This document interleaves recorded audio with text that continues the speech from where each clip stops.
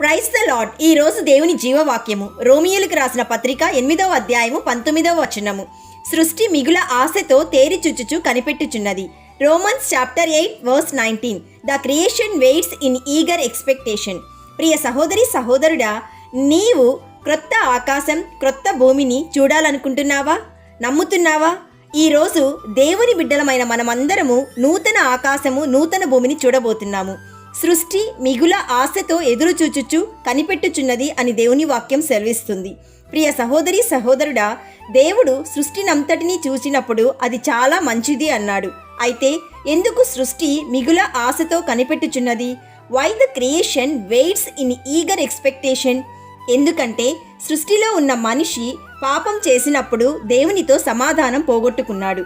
అప్పుడు భూమి శపించబడింది. యానిమల్ వరల్డ్లో భయం ఏర్పడింది. భార్యాభర్తలైన ఆదాము హవ్వ శపింపబడ్డారు. అంతేకాదు, మనిషి తిరుగుబాటు వల్ల సృష్టి అంతా పాపంతో నింపబడింది. అయితే కృపగలిగిన దేవుడు, కనికరం కలిగిన దేవుడు మరలా సృష్టి అంతటినీ తనతో సమాధానపరచుకోవడానికి ఇష్టపడుతున్నాడు. తండ్రి అయిన దేవుడు తన కుమారుని ద్వారా సమాధానపరుచుకుంటున్నాడు. అది ఆయనకు ఇష్టమై ఉన్నది అని దేవుని వాక్యం సెలవిస్తుంది. అందుకే యేసయ్య ఈ లోకానికి వచ్చాడు. ప్రజలందరి పాపములు ఆయన మీద వేసుకున్నాడు. సిలువలో రక్తం కార్చాడు. నిన్ను నన్ను లోకంలోని ప్రతి ఒక్కరిని దేవునితో సమాధానపరుస్తున్నాడు. నీవు నేను అంటే అంత ప్రేమ యేసయ్యకి.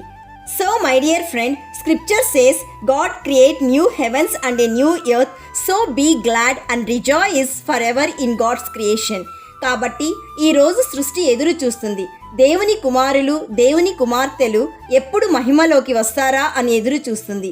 కాబట్టి ప్రియ సహోదరి సహోదరుడా, ఈరోజు నీవు పాపంని విడిచిపెట్టి పరిశుద్ధతలోనికి రావాలి. నిర్దోషిగా మారాలి.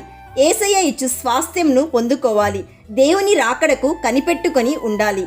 దేవుని రాకడ కొరకు కనిపెట్టుకొని ఉండాలి. దానిని ఆశతో ఆపేక్షించుచు ఎంతో జాగ్రత్త గలవారై ఉండాలని యేసయ్య కోరుకుంటున్నాడు. ఈరోజు నీవు నీ కుటుంబం దేవుడిచ్చు స్వాస్థ్యమును పొందుకోవాలని మేము ప్రార్థిస్తున్నాము. అందరూ ప్రార్థనలో ఏకీభవించండి. యేసయ్య, ఈరోజు మాకిచ్చిన జీవవాక్యంను బట్టి నేను స్తుతిస్తున్నాము. తండ్రి, నీ కృప చేతనే మాకు రక్షణ కలిగింది.